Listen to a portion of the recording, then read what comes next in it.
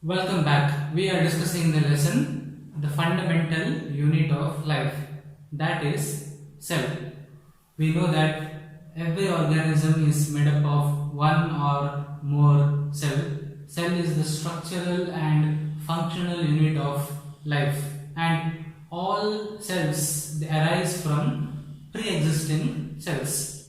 We also know that there are two types of cells based on the presence or absence of nucleus. That is a prokaryotic cell where nucleus is not well defined. In an eukaryotic cell, nucleus is well defined. Every cell has a plasma membrane, a cytoplasm, and some form of genetic material, maybe DNA or RNA.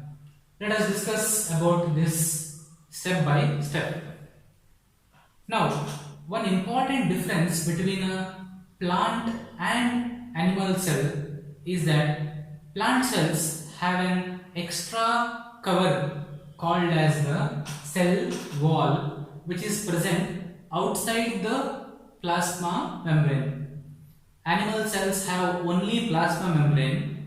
So in plant cells, cell wall is the outermost covering of the cell.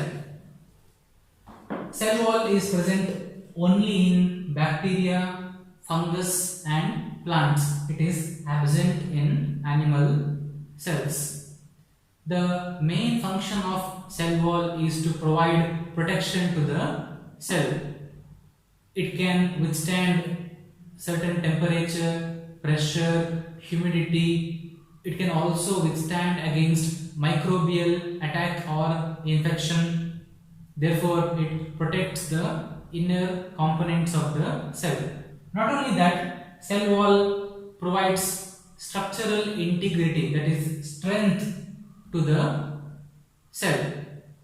The composition of cell wall can be different in different organisms. For example, in bacteria, cell wall is made up of a substance called as murine or peptidoglycan. In the case of fungus, it is made up of one of the toughest substances called as chitin. In plants, cell wall is made up of cellulose. Next component, that is the cell membrane or plasma membrane. This is present in both plant cells, animal cells, bacteria, fungus, in all the organisms. Now, the plasma membrane is known as a semi-permeable membrane. Permeable meaning it allows the entry or exit of certain substances. Semi means half or not completely. So, the function of the plasma membrane is it is involved in the movement of substances from inside the cell to outside the cell or from outside to inside the cell. It does not allow all substances to enter, nor does it allow all the substances to move out of the cell.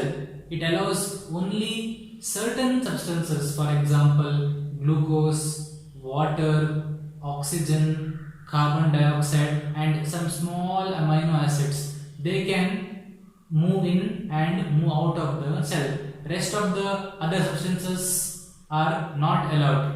That is why it is called as semi-permeable or selectively permeable membrane. Certain substances are allowed, certain substances are not allowed. This way, the plasma membrane guards and protects the inner organelles of the cell. The plasma membrane is flexible, it is not rigid. This allows the cells to have certain amount of elasticity or expandability. When food enters into the cell, it can stretch a little bit. So that is very important. This you can see in the case of unicellular organisms, for example amoeba.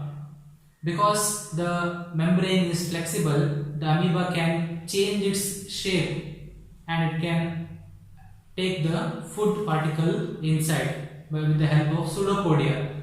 This is because of the flexible nature of the cell membrane. It is not rigid, it can move. The cell membrane is made up of mainly lipids and certain proteins. Lipids are nothing but your fats. Other than lipids and fats, another important component is the element phosphorus. So, phosphorus compounds are also present in the cell membrane. The proteins could be present on the surface of the membrane or they could be present inside the cell membrane. Let us talk a little about the movement of substances with the help of plasma membrane.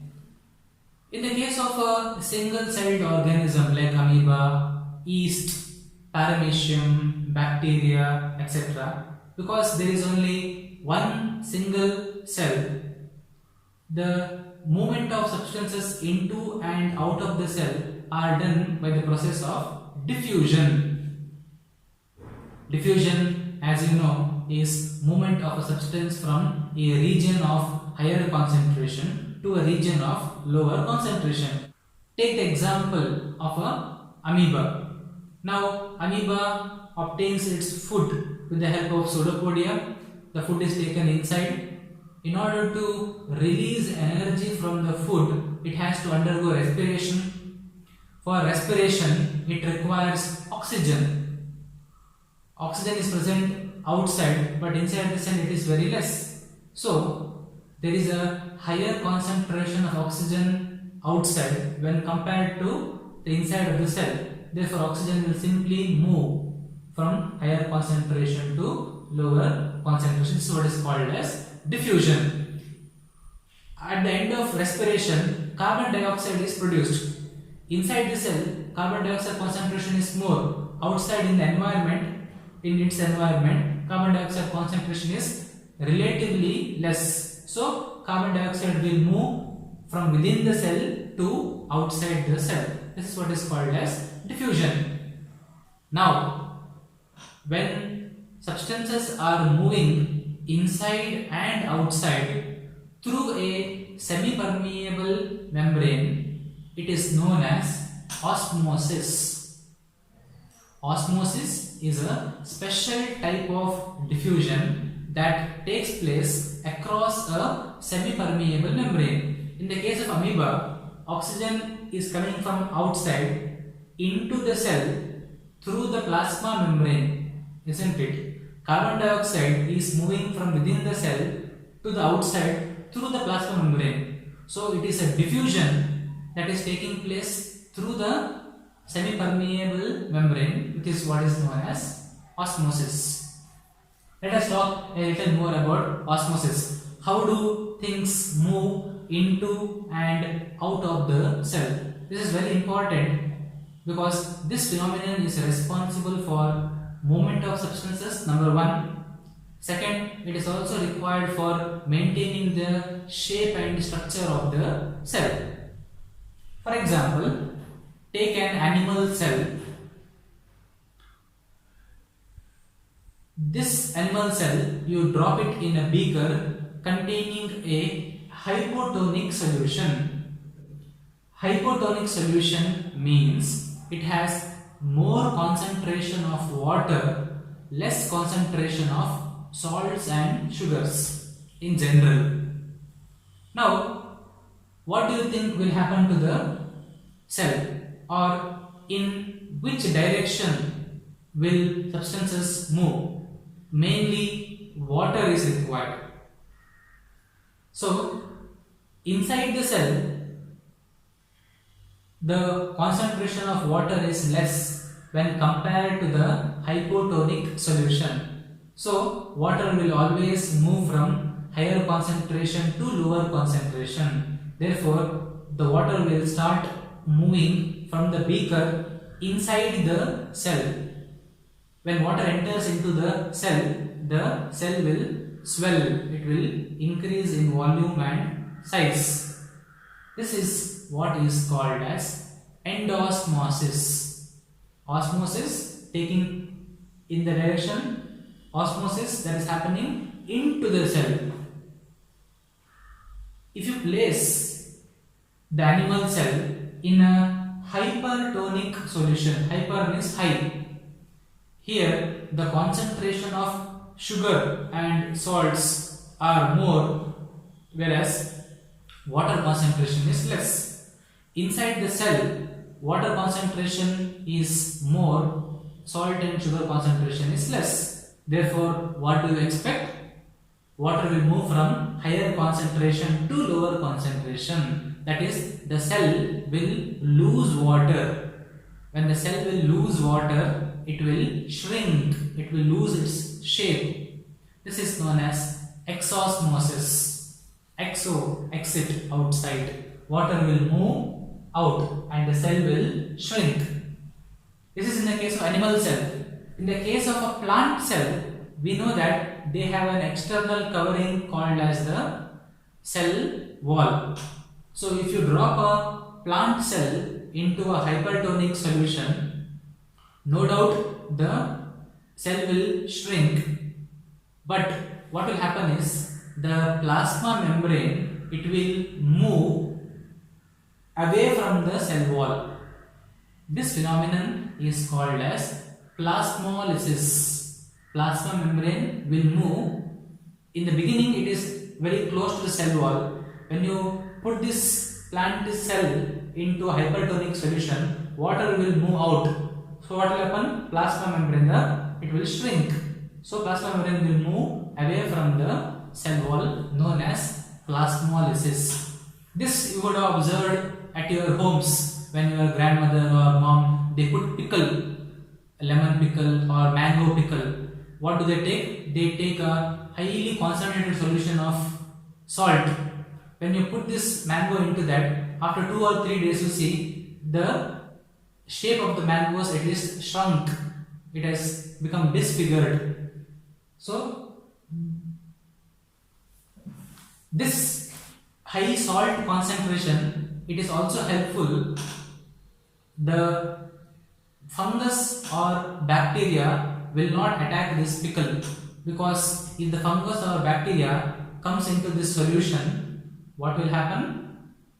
The bacteria or fungal cell will lose the water, cell will shrink and it will die.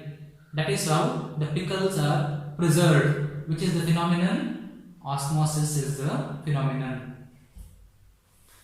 There is a third type of reaction that takes place in an isotonic solution. Iso means same. If you drop the animal cell into a beaker containing isotonic solution, in isotonic solution, the amount of water and sugar will be equal to the cell. Therefore, the movement of substances are there. Water will move from within the cell to outside the cell. Equal amount of water will move from outside the cell to inside the cell. Therefore, we can say that the net movement of water is 0 and the shape of the cell will remain exactly same. That is about your osmosis. These three phenomena make sure that the entry of water into the cell or outside the cell is controlled. For example, osmosis plays a very important role in the phenomenon of the roots absorbing water. Plant roots are present in the soil. Soil is where the water is present, isn't it? Now, if the plant roots need to absorb water, what is important? Osmosis is required, because in the soil concentration of water is more, nutrients is less. Inside the cell concentration of water is less. So what will happen? Water will move from outside soil into the root. That is what is called as endosmosis. So osmosis plays a very important role in maintaining the movement, in controlling the movement of substances, especially water, and it's also required for maintaining the shape and structure of the cell. We know that if the structure is lost, the function will also be lost. Let us now move on to the next component, that is the cytoplasm, which is present inside the plasma membrane. The plasma membrane plus the cytoplasm together is called as the protoplasm. This is the living part of the cell, the protoplasm. Cell wall is dead.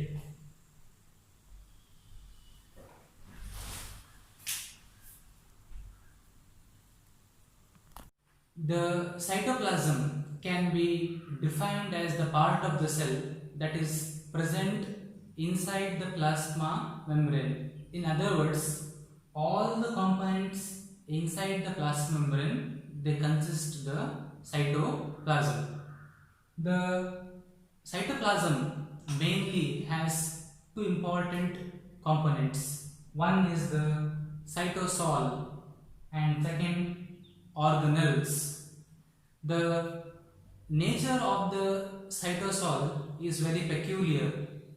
Certain scientists are of the opinion that the cytosol, it appears to be a gel which is a form of colloid, whereas at certain times the cytosol can also behave as a sol.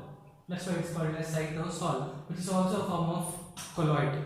So it can transition between the two forms, from the sol form to the gel form. Mostly the cytosol is made up of water, certain salts and certain proteins. So 80% of the cytosol is water. That is why the movement of water into and outside the cell is very important, and it also contains some proteins and salts. Hanging in the cytosol are the organelles. Organelles are the tiny organ-like structures present inside the cell. They are present in the cytoplasm. Therefore, one of the function of the cytoplasm is it acts as a medium where the organelles are present. In the case of bacteria, there are not many organelles. You have ribosomes and you have DNA. That is it. In the case of animal cells, there are many organelles like endoplasmic reticulum, Golgi bodies, lysosomes, mitochondria, centrioles. In the case of plant cells, there are additional organelles known as chloroplasts and vacuoles. We will discuss each organelle in detail.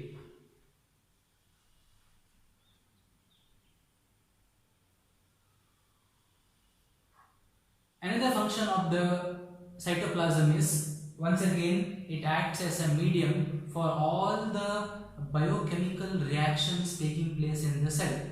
The process of digestion, the process of absorption, respiration, all these are taking place in the cytoplasmic medium. So, it